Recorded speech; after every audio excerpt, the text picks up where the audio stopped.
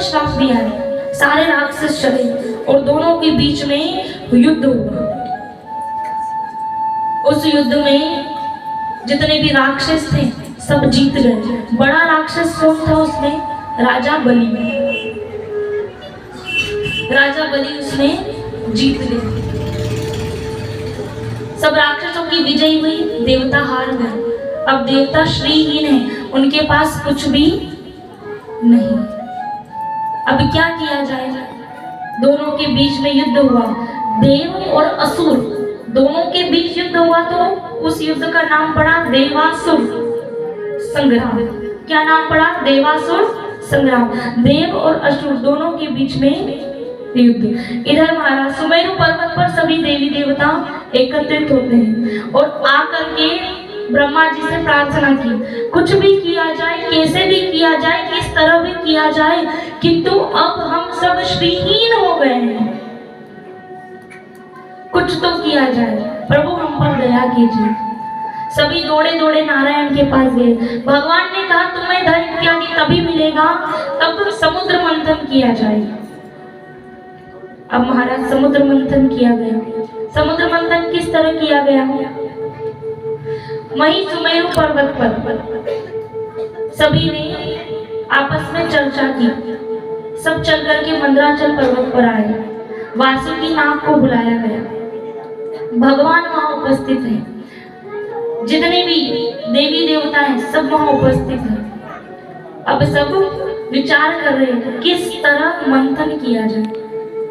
अब भगवान ने मंथन करने के लिए तो कह दिया है, पर भगवान कह रहे हैं कि इसमें से 14 रत्न निकलेंगे। क्या निकलेगा? 14 रत्न। मंथन करने का कह दिया, पर भगवान ने विधि नहीं बताई कि किस तरह मंथन करना है। वासुकी नाग को रस्सा बनाया गया और बीच में मंदराचल पर्वत समुद्र में रखा गया।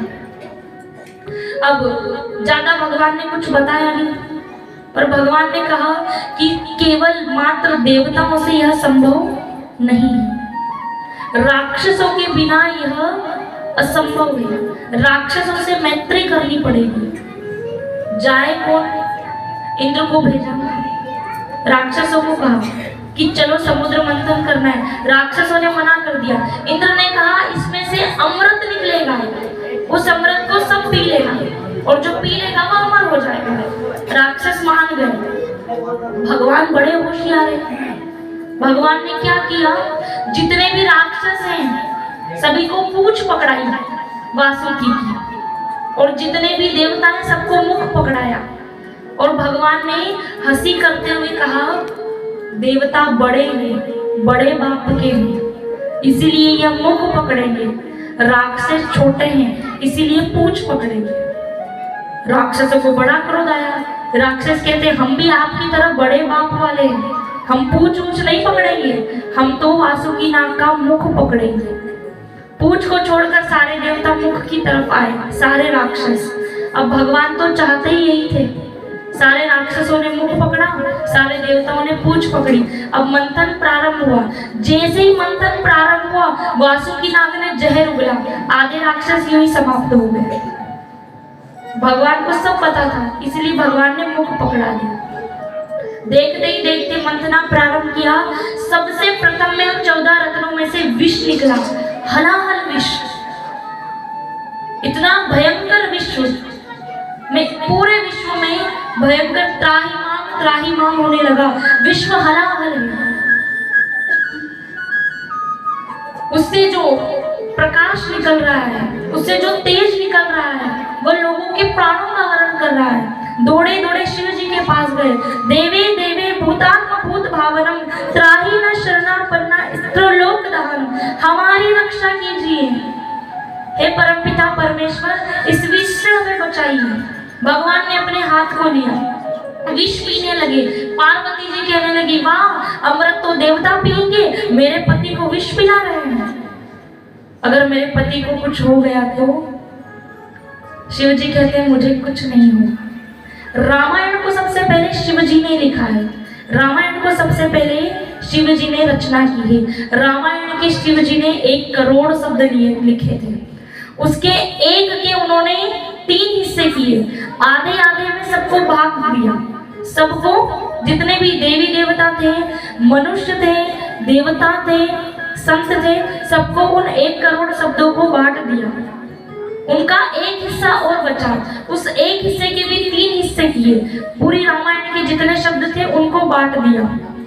उसके बाद 32 शब्द बचे, उन 32 शब्दों में से भी 10-10 करके सभी को बांट दिया। उसके बाद जो 2 शब्द बचे वो शब्द शिव जी ने अपने पास रख लिए। वह 2 शब्द थे राम और म। वह राम शब्द शिव जी के हृदय में रहता है, और जब तक हृदय में राम हो भला कोई क्या कर सकता है। शिव जी ने हाथ लिया और अपने हाथों को जैसे आगे किया, पूरा हलाहल विष शिव जी के हाथ में आ गया और शिव जी ने पी लिया। जैसे ही विष को पिया उनका पूरा कंठ नीला हो गया। शिव जी ने अपने कंठ से हलाहल विष को उतरने ही नहीं दिया, और जब उन्होंने अपने कंठ में उस हलाहल विष को रखा, कंठ नीला हुआ, नाम पड़ा, बोलिए नीलकंठ महादेव की जय हो। आगे फिर मंथन प्रारंभ हुआ। दूसरे नंबर पर उच्च श्रवा घोड़ा निकला, उस घोड़े को सूर्य को दिया गया।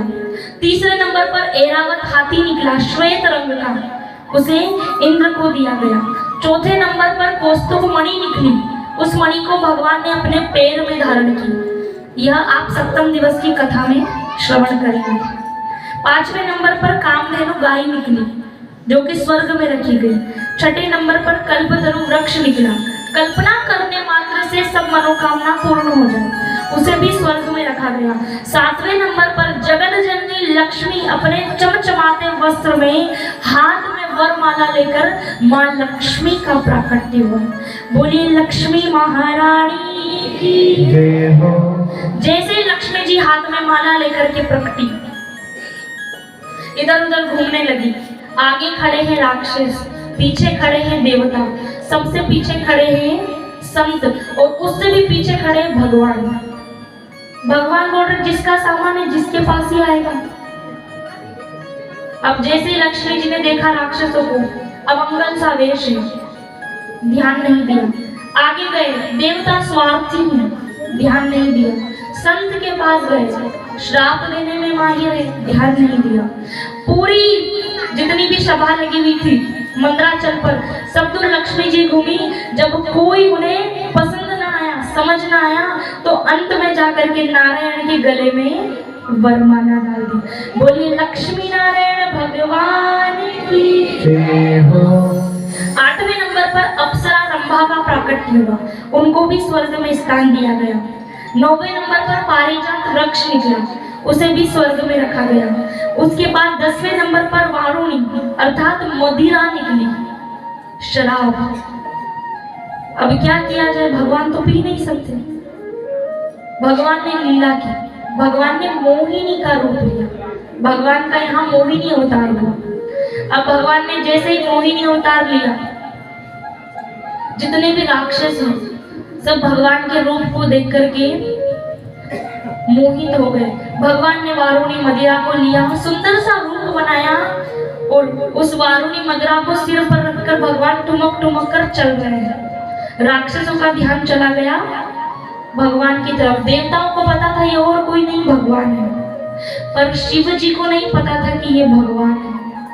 पहली बार शिव जी किसी को देखकर मोहित हुए हैं, कन्हैया को। इतना सुंदर भगवान का रूप है कि पार्वती जी को छोड़कर मोहिनी भगवान के पीछे शिव जी आ गए। भगवान ने कहा अपनी देवी जी के पास जाइए, हम तो पहले से ही और किसी के हैं। भगवान ने चतुर्भुज रूप को प्रकट किया और शिव जी को दर्शन करवाया। जितने भी राक्षस थे सभी को भगवान ने कहा मैं आप सबसे बड़ा प्रेम करती हूँ और आप सबसे विवाह करना चाहती हूँ एक साथ, किंतु मेरे पास यह अमृत है, जो इसे पिएगा उसी से मैं विवाह करूंगी। ऐसे कर करके भगवान ने आधे से ज्यादा राक्षसों को मदिरा पिला करके टनाटन कर दिया। आपकी भाषा में कहें आधे राक्षस सो गए। इसके बाद भगवान ने 11वां मंथन किया, उसमें से शंख प्रकट हुआ। उस शंख को भगवान ने अपने हाथों में धारण किया। 12वें नंबर पर चंद्रमा प्रकट हुए। वह चंद्रमा शिव जी को दिए, जो शिव जी ने अपने मस्तक पर धारण किया। हम जो चंद्रमा को देखते हैं वह पूर्णिमा का चंद्रमा है, और जो शिव जी के मस्तक पर है वह दूज का चंद्रमा है। चांद आधा क्यों है? क्योंकि आधा शिव जी ने अपने सिर पर धारण किया है, और आधा चंद्रमा पूर्णिमा को पूर्ण होता है। 13वें नंबर पर धनवंतरी प्रकट हुए। धनवंतरी जो उस समय में कहा जाए डॉक्टर, उन्होंने पूरे विश्व को औषधि का ज्ञान करवाया।